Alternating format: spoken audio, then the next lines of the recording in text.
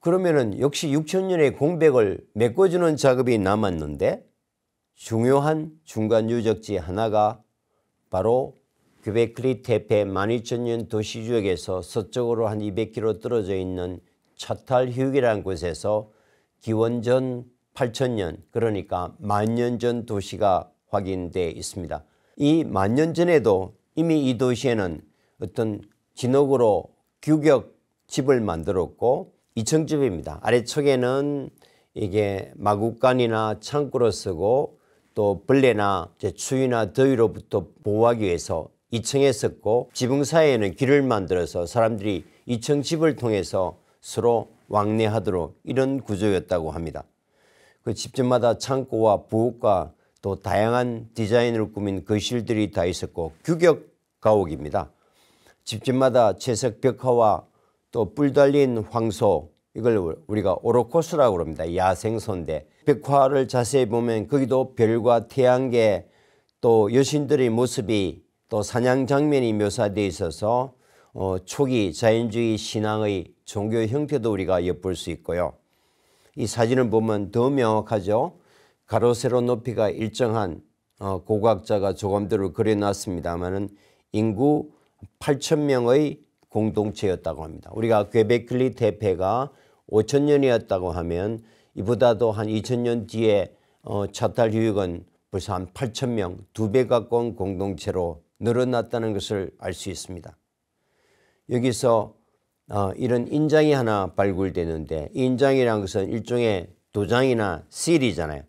다시 말하면 이혼이나 토지 문서에 이제 사용했던 것으로 보입니다. 따라서 어떤 히에라키나 근데 법률 체계나 이런 그 법치가 어느 정도 작동했다는 걸 알 수 있고 여기서 우리가 그 아이를 낳는 그 출산부를 상징한 흙으로 만든 모신상이 발굴됐습니다. 이걸 우리가 흔히 테라코타 모신상이라고 합니다. 왼쪽 오른쪽 발밑에는 양과 소를 깔고 있습니다. 다시 말하면 풍요와 다산을 상징하는 거겠죠. 그래서 이 차탈휴익에서 발견된 테라코타 모신상을 우리가 흔히 세계 최초의 모신상이다. 비너스의 할머니 뻘 된다. 뭐 이런 표현을 또 고고학자들이 별명으로 붙여놨습니다. 그럼 이 과연 차탈휴익은 이제 어떤 세계였을까? 바로 이 차탈휴익 현장에서 30년 동안 평생 그 발굴을 책임졌던 영국 고고학자 이안 호들로 교수를 만났습니다.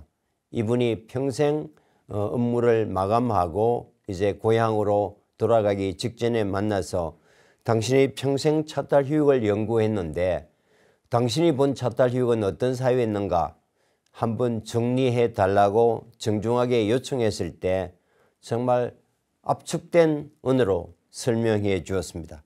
그래서 한 단어도 놓치기 싫어서 바로 따옴표로 제가 정리를 했습니다. 8,000명 정도가 거주했던 완벽한 고대 평등 사회였고 남북을 나누는 작은 개천을 경계로 통혼이 이루어졌을 것으로 보인다. 조그만 개울을 가지고 A와 B 마을 사이에 서로 결혼이 했지 같은 마을끼리 이제 건친 결혼 안 했다는 겁니다. 그것도 참 재미있었고요. 모든 방의 규격이 동일하고 공회당이나 행정관서 같은 군의적 건물이 존재하지 않는다. 이건 다시 말하면 고대 사회에서 흔히 보이는 카리스마를 가진 공동체 리더나 위계 질서나 계층의 분화가 없다는 겁니다. 굉장히 평등 이제 사회였다는 거고요. 따라서 도시 공동체 운영은 만장일치의 협의체였을 것이고 남녀 사이의 차별이나 노동의 강도도 비슷했다. 어떻게 하느냐? 이건 한 방에서 나온 유골의 치아 DNA를 분석한 결과 그들 사이의 혈연관계가 확인되지 않았고 식생활을 조사해 봤어도 남녀 차이가 구분 없이 같은 노동력을 담당하고 또 발견된 유골의 성비도 비슷했다고 합니다. 그리고 내 자식에 대한 지나친 집착 없이 공동 육아 체제를 갖추었고 어떤 곳에서도 폭력의 흔적이 발견되지 않아서 모든 유골에서 폭력 없는 사회를 구축했다고 이 사람이 잘 설명하고 있습니다. 우리는 고대 사회가 왜 공부하고 이 사회로부터 우리가 뭘 얻을까 뭐 이런 질문들을 많이 던지게 됩니다. 그런데 이처럼 천박한 물질주의가 한계에 도달하고 그렇다고 해서 사회주의나 공산주의도 회귀할 수도 없고 대안적 자본주의를 찾아가는 치열한 고민 끝에 우리 인류 사회가 벼랑 끝에 와 있다면 차탈교육 사회가 우리 초첨단의 현대 사회에 주는 메시지도 결코 가볍지 않다고 봅니다. 이건 뭔가 하면 대가족의 틀 속에서 함께 생산하고 함께 나누는 삶의 방식이 자리를 잡았다. 그리고 사회가 발전해 갈수록 이제 적게 욕망함으로써 적게 생산하게 되는 겁니다.